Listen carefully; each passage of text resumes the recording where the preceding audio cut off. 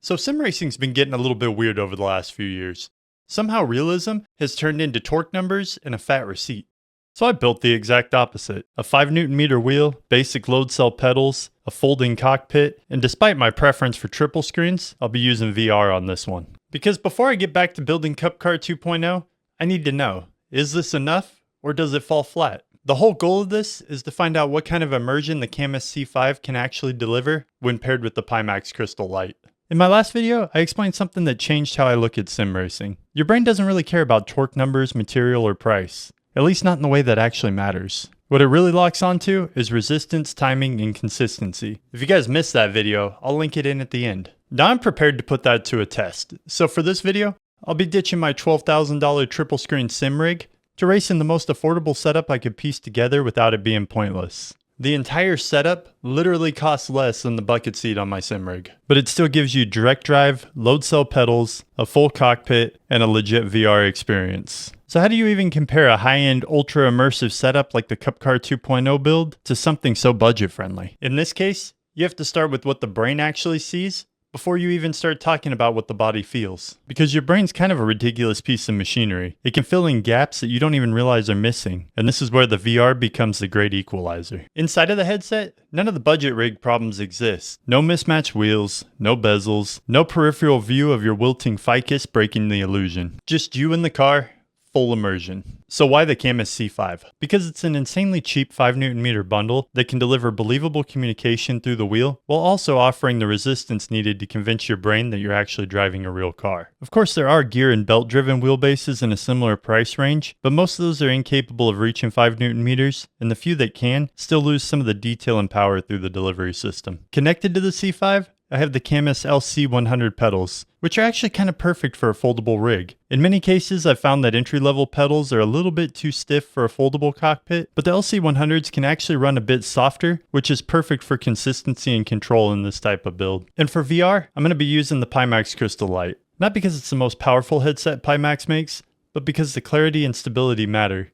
And it pairs perfectly with my less powerful streaming PC, so I can still get a smooth, believable racing experience. So now the big question. Does this setup stay believable as you start to push it, or will it collapse the second you start driving like you mean it? To find out, I'm going to be running the 992.2 in iRacing across 3 tracks that don't forgive anything: Nürburgring, Bathurst, and Long Beach. These 3 tracks will definitely expose weak gear fast, and I don't believe in safe words, so hopefully nothing breaks. So the first thing your brain looks for is resistance. Not detail, not torque numbers, just does the car push back when it's supposed to? And in the case of the Camus C5, it definitely does. This isn't highly detailed feedback. It's not loud or violent. It doesn't rip your arms off or make you feel like you're wrestling with a real steering rack, but it's believable. In corners, the resistance definitely lighter than a high-powered wheelbase. In the carousel, for example, it becomes apparent that there isn't enough strength to deliver the full effect of the car. You don't quite get that heavy load-up feeling where it feels like the wheel's carrying the weight of the front tires, but you do get enough weight buildup that you can place the car cleanly, and more importantly, the weight changes actually do make sense. When I clip the curb, I can feel it. When the car gets unsettled, I feel the steering change. When I'm braking, I can feel the shift in load. It's not screaming information, but it's giving the right signals at the right time, and that's what makes it believable. And here's the big thing. Even though the feedback is more muted than a high-powered wheel, it doesn't feel like a deal breaker. Because resistance isn't about maximum force. It's about the brain recognizing patterns, and the C5 gives you that pattern. If I'm focused, I can drive clean and controlled. And if I stop focusing and just drive, it still feels like a car, not a toy or a controller. Now, if you're coming from a 15 to 25 Nm wheelbase, you're going to notice what's missing. The fine texture, the extra headroom, that heavy realism that makes it feel like the wheel is alive even when you're not really pushing. This is more quiet. But quiet doesn't mean it's wrong. It just means the wheel's prioritizing believability over intensity. And for a budget rig like this, that's exactly what it should be doing. So for resistance, the C5 passes the test. It's not a premium 5-star experience, but it's real enough that the brain buys it. And that means we can move on to the next signal: timing.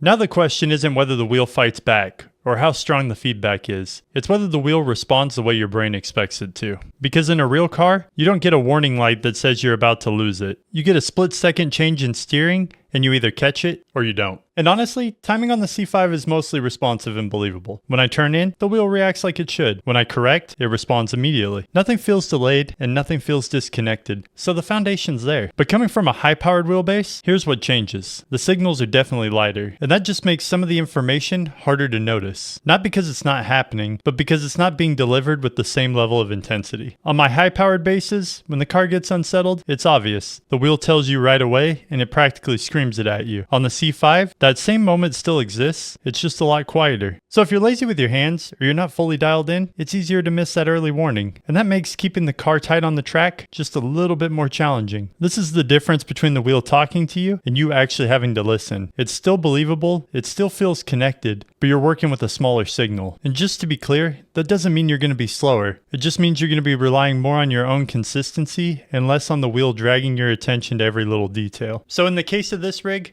timing passes, but it also exposes the next big question, because lighter signals demand a more stable rig. And that brings us to the one thing a budget setup usually can't survive: consistency. Because this is where your setup either disappears in the best way possible or reminds you every 5 seconds that you're in a simulator. And honestly, this is kind of where I expect the folding cockpit to completely ruin it. But the C5 on this foldable rig, while not perfect, is actually fairly consistent. When I'm not relying on super subtle cues and I'm just driving the car, the experience holds together. The wheelbase does have a little bit of movement, and you can definitely see it if you look close enough, but it's not the kind of movement that distracts you or makes you feel like you're fighting the rig the whole time. I'm not bracing my legs, I'm not clenching the wheel, I'm not trying to keep the cockpit from walking across the room. I can actually focus on the track and run laps continuously. Now, does that little bit of movement have a cost behind it? Yeah, probably. Because even if it's not dramatic, any flex in the system can soak up detail. The rig's quietly absorbing parts of the signal before they ever even reach me. So while the car does still feel believable, the sharpness isn't as high. And that's where your confidence will take a small hit. Not necessarily because the rig's bad, but because the limit becomes harder to read when the signals are already light. So for those of you that are chasing absolute pace, you'll feel that ceiling. Your speed and confidence might be slightly compromised, but here's what matters more. Altogether, the combo works. And after a few laps, it becomes easy to forget that you're in a simulator. You stop thinking about the wheel, you stop thinking about the cockpit, you stop thinking about the pedals. You just drive, and isn't that the whole point? So does it tap out? No, not really. But it does have its limits. And for a rig that costs under $1,000, that's actually kind of crazy. Now, I can't wrap this up without mentioning the impact that VR actually had on this test, because it kind of completely changed the rules. Not by making the wheelbase stronger or making the pedals more realistic, but by removing the distraction that normally breaks immersion. Inside the VR headset, you're not looking at a real room. You're not seeing the monitors, you're not seeing the rig flex, you're not seeing mismatched hardware or bezels, or anything that reminds you that it's a simulator. Your brain doesn't see a budget setup, it sees a car and a racetrack, and that matters more than you realize. Because once you're in the virtual space, the C5 becomes easier to believe. The wheel dynamics don't feel like a 5 Nm wheelbase, they just feel like driving. And when the visuals are convincing, your brain stops questioning the hardware and it fills in the gaps automatically. You forget to be analyzing it and you just start reacting, and when that happens, the rig pretty much disappears.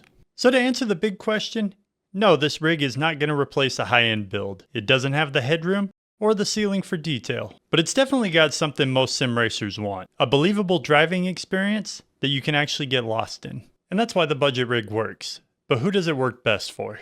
Setting aside budget restrictions, I think this is also a great rig for people who are a little more limited on space. Maybe living in a small house or an apartment where a permanent rig isn't really an option. A foldable rig can go in the closet, makes it much easier to store and have around when you want to use it. And the nice thing about it is, when you think about a foldable rig with a VR headset, most people prefer VR, or a lot of people are starting to prefer VR anyways, but it replaces the need for a triple screen setup, which would also take up a lot of space. And then outside of the space saving side, I think of younger sim racers who are maybe using a gear driven wheelbase and they're ready for that next upgrade into direct drive. And this is kind of that nice limit where the wheel to motor ratio are good. It's not an oversized wheel. It's got quite a bit of force for you to get experience, but it's not going to be over the top or necessarily dangerous. Now, with the exception of the Pimax Crystal Light, which I think delivers insane graphics for the price, Most of the gear in this video isn't going to be an upgrade if you've already built a basic sim rig. But for those who might be looking to build their first rig, if any of this stuff meets the needs you guys are looking for, I'm going to put affiliate links in the description with some discount codes that might help. Make sure you guys go check them out. They help support the channel. But don't do that until you check out the video I mentioned in the beginning and I really determine what you guys need. Because my main goal for this year is to really talk about the needs of sim racing and not let you guys waste money on stuff you don't need or that you're going to immediately upgrade after getting. Now, every video I keep teasing the Cup Car 2.0 build coming back. Some of the parts and gear that I need to make that happen are finally in.